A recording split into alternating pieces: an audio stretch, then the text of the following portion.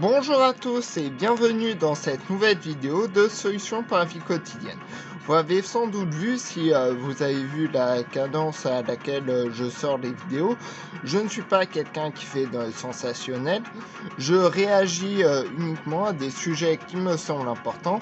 Et là, malheureusement, l'actualité me fait réagir, ou en tout cas me permet de réagir. Et justement, je vais rebondir sur un projet que j'avais eu un peu avant et qui correspond, en tout cas à mon sens, à l'actualité.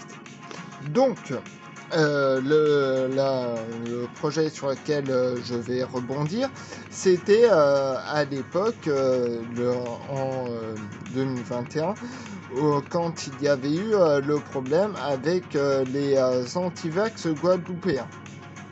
Alors, lorsqu'il y avait eu ce problème d'antivax qui avait réclamé le droit de ne pas se faire vacciner, il y avait eu un discours d'Emmanuel Macron, notre président qui a été réélu pour un second mandat, pour dire qu'il allait continuer à, je cite, emmerder les non-vaccinés.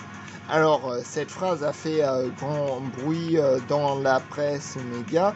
C'était quelque chose dont beaucoup se sont émus, mais pour moi, ce n'était pas le plus important. Et le plus important, ça a été la phrase suivante. Donc, un irresponsable n'est plus un citoyen. Pour moi, c'est très important car la responsabilité, c'est quelque chose qui est nécessaire pour tout politicien. En tant que politicien, il faut savoir que toute décision, tout acte implique à conséquence. Donc, avoir connaissance de la conséquence de ces actes, c'est ce qu'on appelle la responsabilité.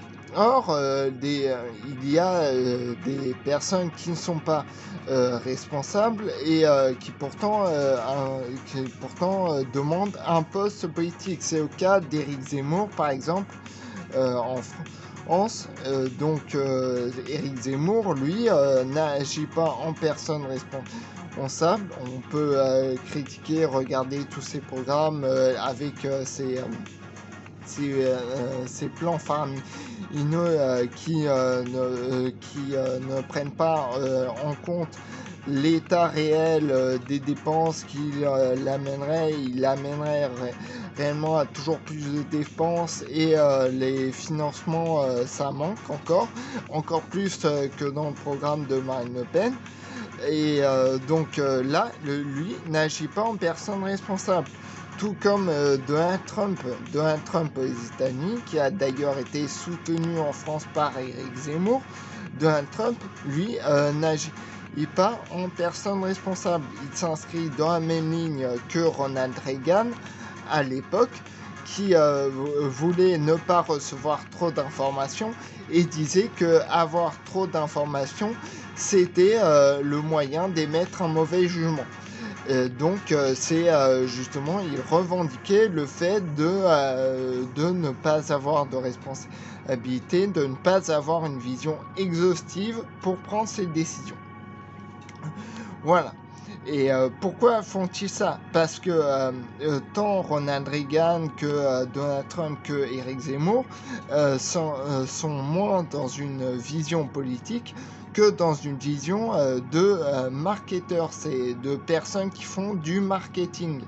Ça va être d'ailleurs, c'était le premier emploi d'Éric Zemmour qui travaillait avant de travailler en tant qu'éditorialiste et journaliste comme comme marketeur, donc dans le marketing. Voilà. Et son boulot, lui, c'était pour certaines entreprises de trouver un moyen d'en faire la pub, la promotion, et donc ce n'était pas du tout de la politique. L'information qui me fait réagir aujourd'hui, c'est le rachat de Twitter par Elon Musk. Elon Musk, on le connaît, c'est un grand milliardaire qui a sans doute de grandes qualités pour son CV, et il est peut-être très compétent dans son domaine. Lui, il fait beaucoup de communication, donc on sait qu'il a envoyé une voiture Tesla dans l'espace pour se faire connaître. C'était de la communication. Bon, pourquoi pas? C'est peut-être, il y a des personnes, ça leur fait plaisir. Bon, c'est peut-être bâtir une sorte de monde meilleur. Mais là, quand nous passons dans la vie publique, et c'est le cas avec Twitter qui est un réseau social, là, il faut de l'exactitude pour avoir de vraies informations. Et donc avoir une vision exhaustive et être un bon citoyen. C'est ça, prendre conséquence de ses actes et être responsable. Or, quand on est dans la vision donc marketing, faire communication, etc., nous n'agissons pas en personne responsable. Il faut de l'exactitude. Et justement, Elon Musk est très contre ça. Lui, il s'inscrit dans un projet libertarien et dès qu'il y a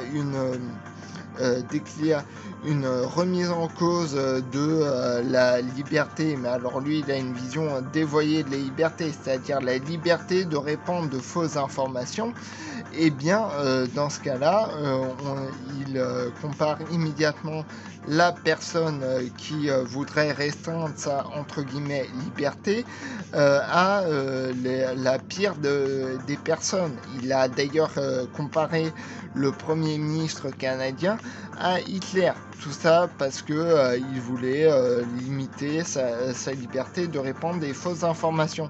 Et c'est d'ailleurs la même problématique avec Vladimir Poutine en ce moment dans la guerre en Ukraine, qui lui, pour justifier ses attaques, compare l'Ukraine, le gouvernement ukrainien à des nazis, et donc il faut dénazifier ce territoire, donc lancer ces attaques. Encore une fois, je ne veux pas dire que, toute personne qui fait de la pub, du marketing, des films, etc., sont forcément des complotismes ou des personnes qui recherchent à instiguer de la défiance pour créer de la violence. Mais dans le public, il faut de l'exactitude. Je veux bien laisser le bénéfice du doute à Elon Musk, mais pour ma part, je ne veux pas rajouter de l'inexactitude dans la vie publique, et c'est pourquoi j'ai décidé de supprimer mon compte Twitter pour montrer justement que je veux plus d'exactitude. C'est un choix personnel. Voilà, merci. Bonne journée, au revoir.